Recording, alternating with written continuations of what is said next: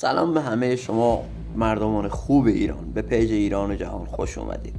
این ویدیو بررسی پیشرفت موشکی ایران از زمان بعد انقلاب رو براتون در این زمان به می‌کنیم. علت حملات موشکی متعدد صدام و نبود تکنولوژی ساخت موشک‌های جدید در ایران یکی از مشکلات عظیم ایران شده بود. در زمان جنگ و نیاز مبرم ایران به موشک، نبود کشورهای حامی ایران، در این زمان ایران نیاز به موشک‌های کوتاه برد، بلند برد و حتی میان برد داشت که با همکاری شهید تهرانی مقدم اولین موشک ایران در سال 1367 با برد 130 کیلومتر به اسم موشک ساخته و سازمان هوافضای سپاه پاسداران تأسیس شد. شهید تهرانی مقدم اولین فرمانده این سازمان شد. در این زمان شهید تهرانی مقدم و همکارانش شروع به ساخت اولین موشک‌ها کردند.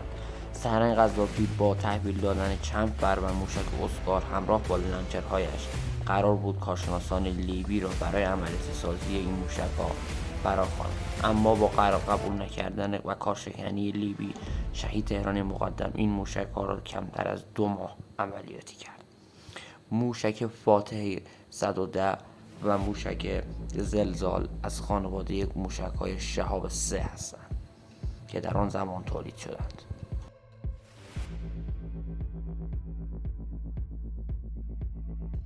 پس از جنگ و بومی‌سازی موشک‌های کوتاه‌برد مانند مینی کاتیوشا، پروژه‌هایی برای ساخت موشک‌های بلند برد نیز موشک فاتح یکی از این دستاوردها بوده است که سرعت آن با بیش از 5000 کیلومتر می‌رسد.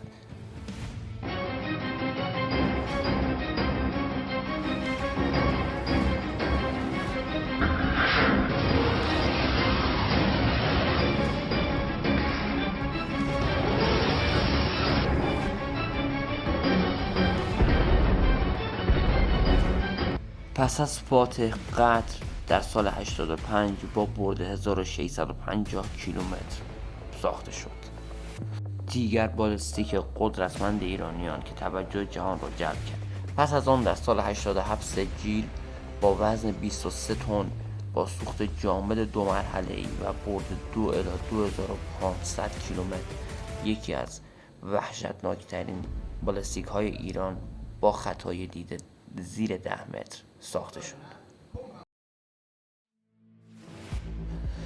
بعد از آن ذوالفقار یکی دیگر از موشک‌های بالستیک ایران با برد 700 کیلومتر با سوخت جامد، یک موشک بالستیک زمین به زمین نقطه زن و بسیار قوی که در آزمایش بندر عباس برای اولین بار رونمایی شد. قدرت موشکی ایران در جنگ 12 روزه با اسرائیل محک محکمی خورد، به طوری که به گفته دولت 950 موشک ارتقا یافته که وزن بعضی از آنها به 23 تن نیز میرسید استفاده شده است.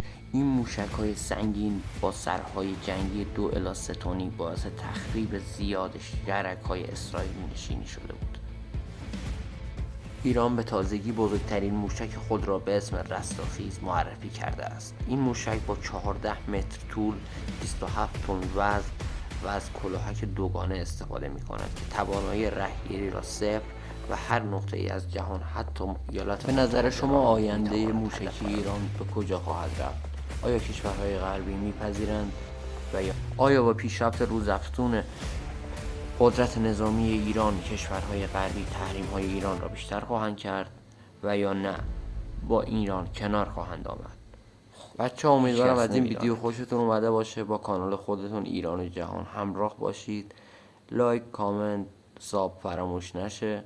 ما واقعا اینجا داریم به سختی زحمت میکشیم با کمترین امکانات. خیلی دوستتون دارم. مراقب خودتون باشید.